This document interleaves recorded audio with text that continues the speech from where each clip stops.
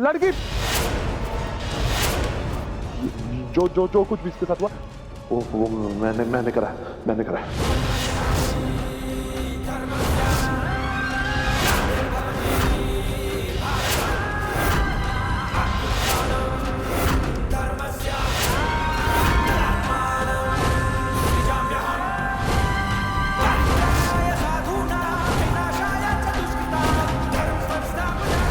अग्नि परीक्षा के नाम पर हर युग में सच साबित होता है और आज भी आपने सच बोल दिया, वरना मैंने आपके ऊपर मिट्टी का तेल नहीं सिर्फ पानी फेंका।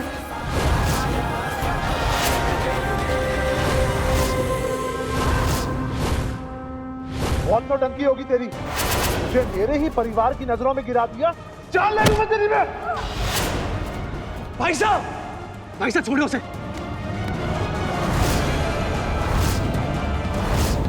भाई साहब छोड़िए उसको। भाई साहब छोड़िए। भाई साहब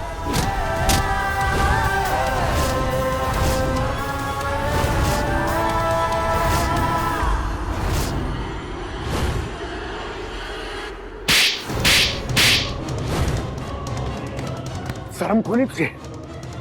परिवार की नजरों के सामने तूने अपने आप को खुद गिराया है, उसे नहीं। अरे शादीशुदा है तू, तुझे शर्म नहीं आई इतनी घटिया हरकत करते हुए? देखो ने अरे लुकाई हुआ है, नाक कटवा के रख दी तूने। और कितना नीचे गिरेगा तू बताओ? सबके सामने बेइज्जती करा के रख दी।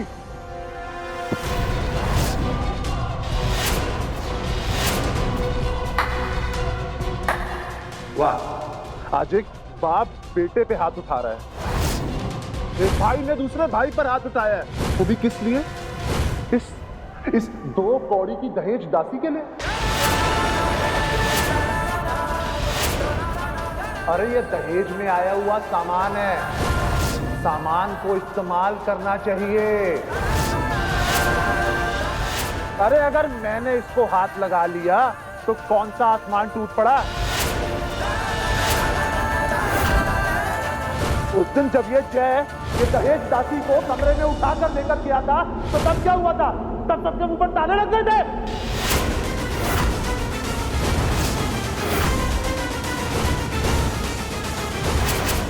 कैसी घटिया सोच है आपकी भाई साहब। एक लड़की को इस्तेमाल की चीज समझते हो?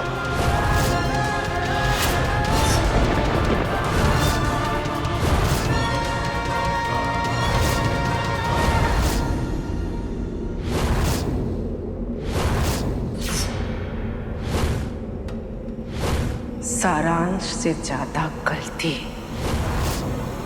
थारी है दहेज दासी।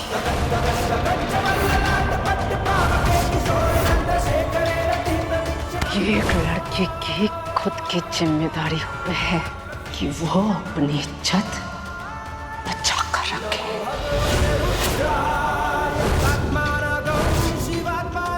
ये एक लड़की की खुद की जिम्मेदारी होवे है कि वो खुद अपनी रक्षा करे।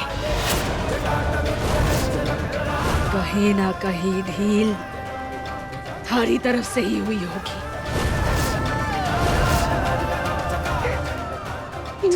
हमारे परिवार के लोग ऐसे ना हैं जो किसी पर हाथ डाले।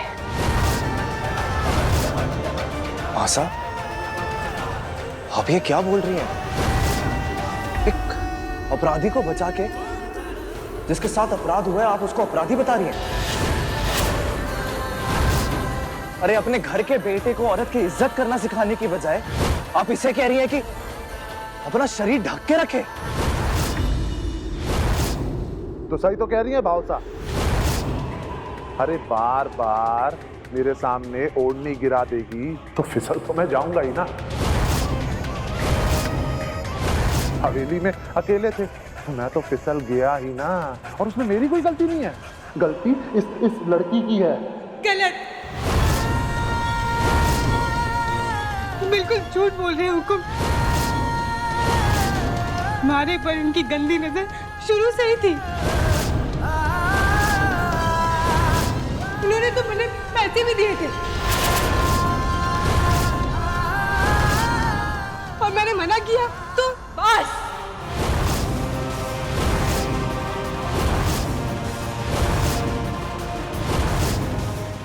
बस अब जो हुआ सो हुआ। सब लोग इसे एक सीख समझ लो और मासा,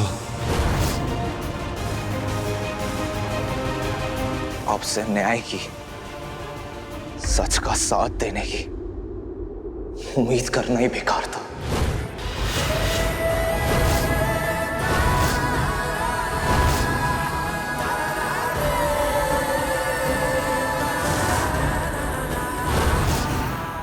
बाकी लोग भी अपने अपने कमरे में जाओ।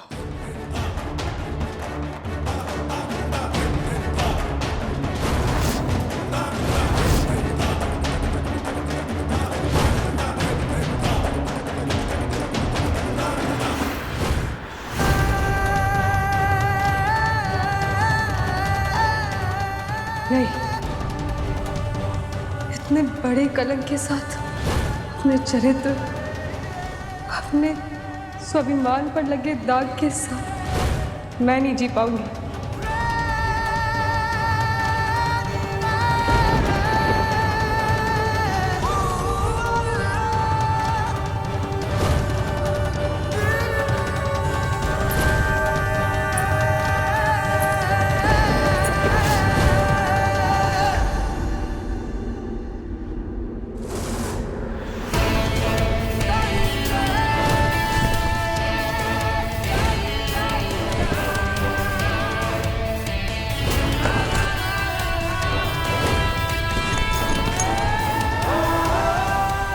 जय, ये क्या हो रहा है जय?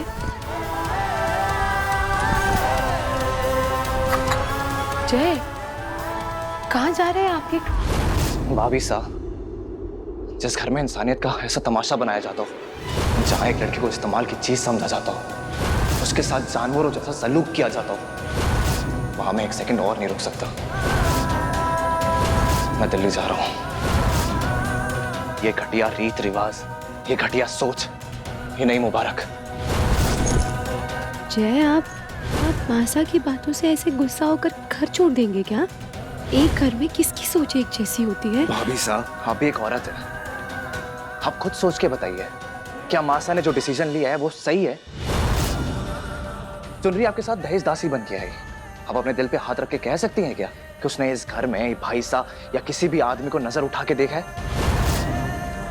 चुनरी ऐसी नहीं है, ये आपको भी पता है अच्छे से।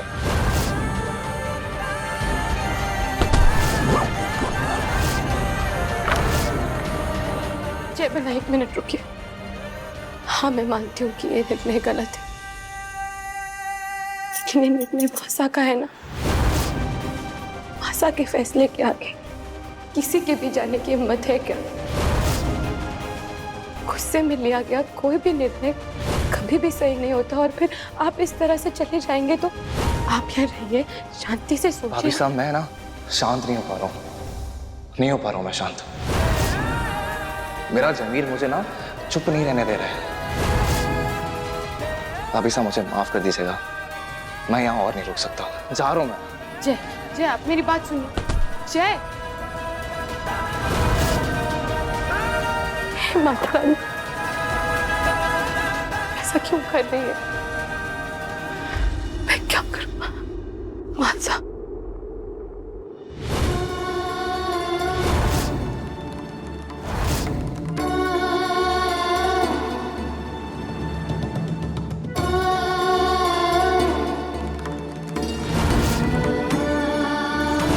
भाभी साहब, जवान खून है जय, गोरावत परिवार का छोरा है, खून में गर्मी तो होगी ना।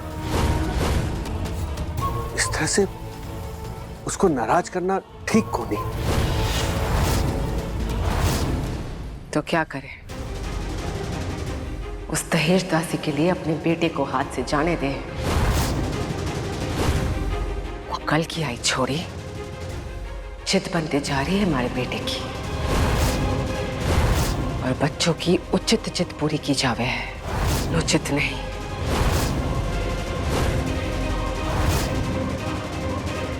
आपकी बात खरी है भाभी साहब, लेकिन इस तरह से तो वो आपसे, हमसे, हमारे पूरे परिवार से दूर होता चला जा रहा है। कहीं ये थोड़ी आपको उससे हमेशा हमेशा के लिए दूर न कर दे भाभी साहब। हमारे रिश्तों की जड़ें बहुत गहरी है अरविंद देवर जी, इतनी गहरी कि वो कल की आई दहेज दासी चाहे भी तो भी उन्हें कुतर कर खोखला नहीं कर सकती। हमारा बेटा है जय, मां हूं मैं उसकी। फिलहाल उठा है मारे से, जल्दी मना लूंगी। मासा, मासा, मासा, वो मैंने बहुत समझाने की कोशिश की, मगर जब वापस दिल्ली जा रहे हैं।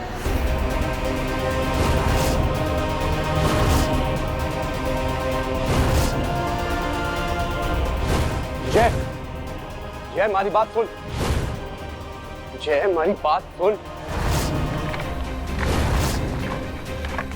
जय।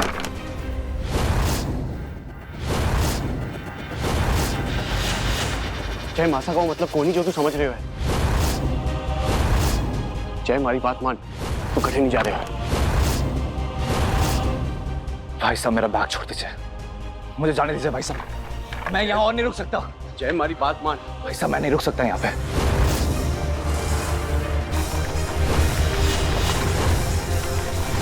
रुको जय,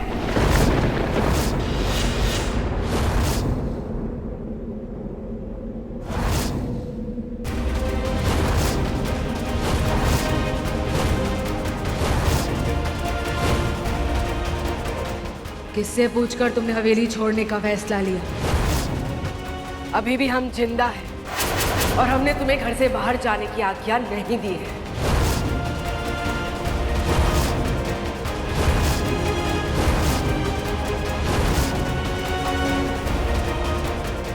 आज्ञा, आज्ञा देने के हक से ना आजाद कर दिया मैंने आपको।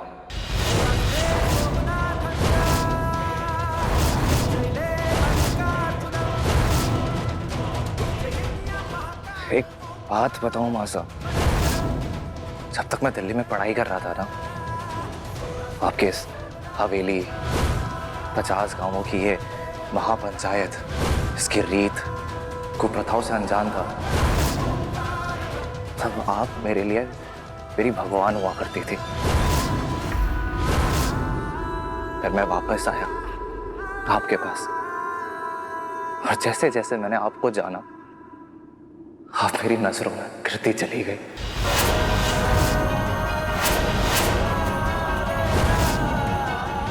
काश काश मैं वापस लौट कर ही ना आता।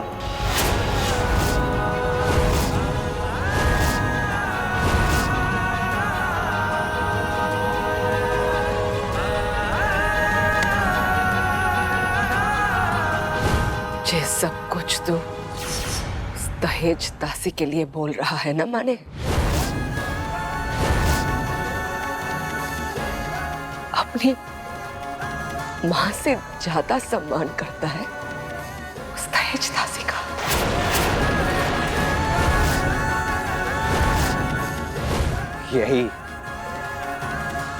यही समस्या है आपकी मासा।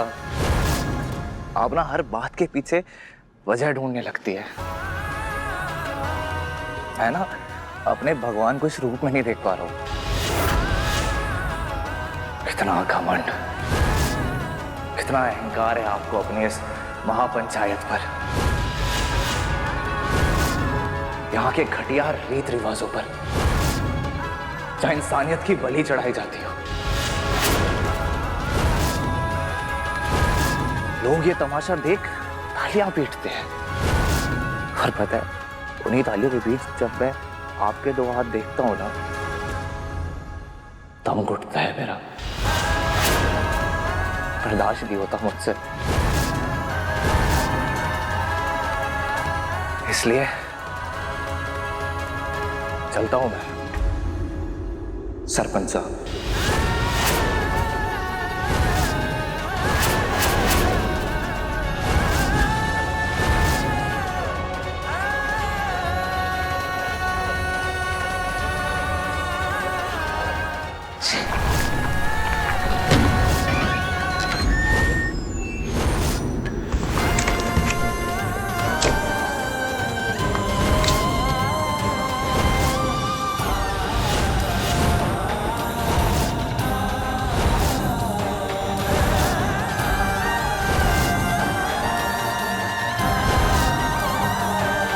नहीं कुंवर साहब, आपको कहीं जाने की जरूरत नहीं है।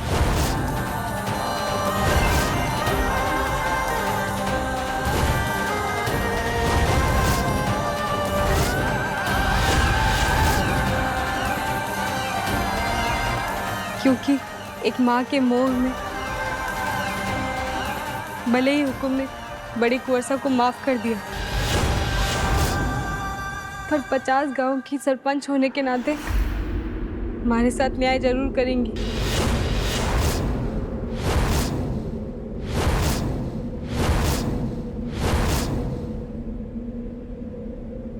सभी पंच अंदर आ जाइए।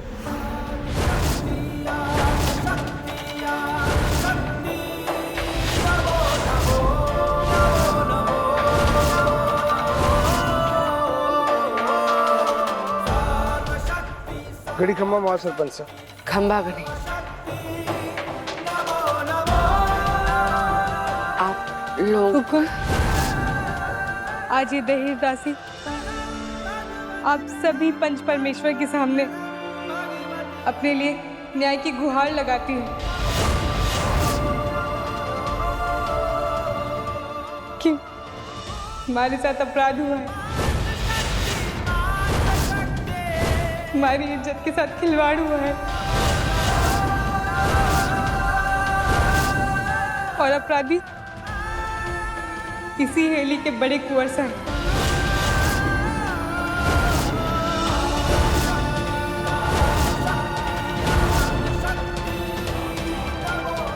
अपराधी को सजा दीजिए,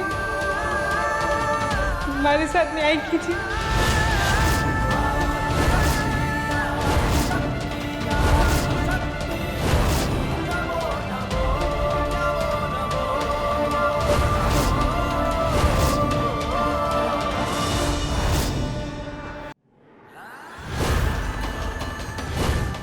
दहेज दासी हो तो क्या हुआ, पर न्याय पाने का अधिकार तो सबका होता है ना। आप तो 50 गांव के पंच परमेश्वर है ना। मैंने पूरा भरोसा है कि हमारे साथ न्याय करने में आप कोई पक्षपात को नहीं करोगे।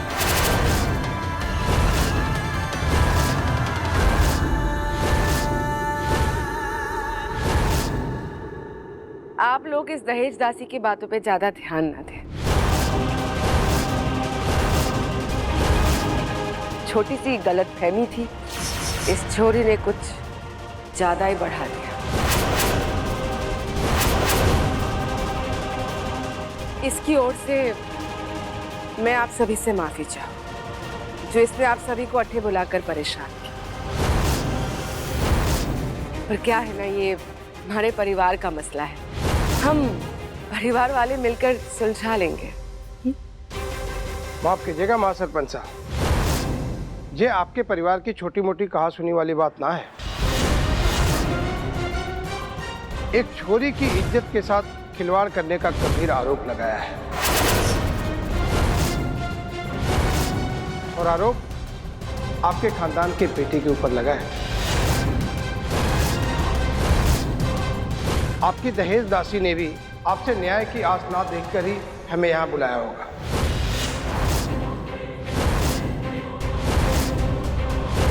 ऐसे में उसके साथ न्याय हो, यही हमारा धर्म बनता है। माना कि आज तक हर पंचायत में आपका ही फैसला आखिरी फैसला माना जाता रहा है, पर आज आरोप आपके परिवार के ऊपर है। माफ करना हुकुम, ऐसे में पक्षपात की संभावना तो बनती है।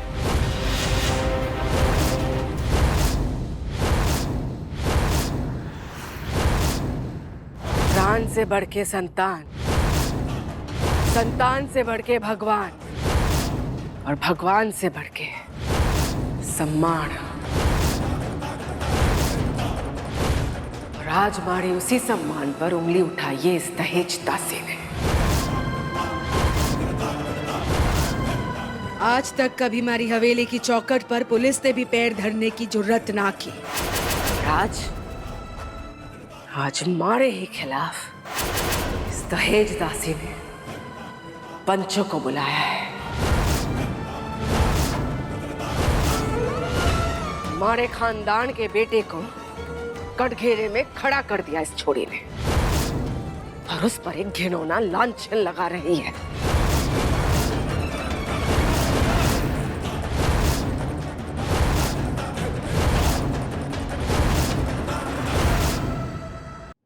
आप सबको समझना होगा कि ये छोरी ऐसा क्यों कर रही है, क्योंकि ये छोरी शातिर है।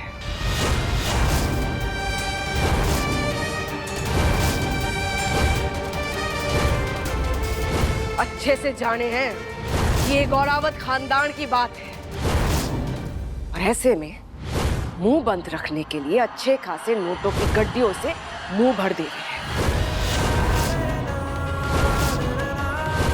तो बस पैसा ऐंठने के लिए ये सब नाटक कर रही है ये। और जब मारे से बात ना बनी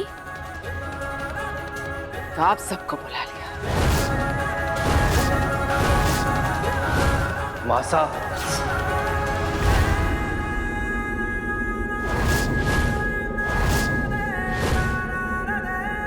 चुनरी ने भाई साहब पे आरोप तो लगाया, पर आपसे पैसे कब मांगे?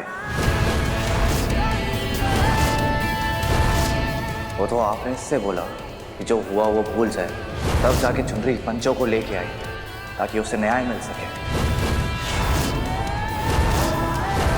और आप तो 50 गांवों की महासरपंच हैं और इस पंचायत की महानायक। अगर आपका पक्ष सही है तो फिर आपको इस पंचायत से कैसा डर?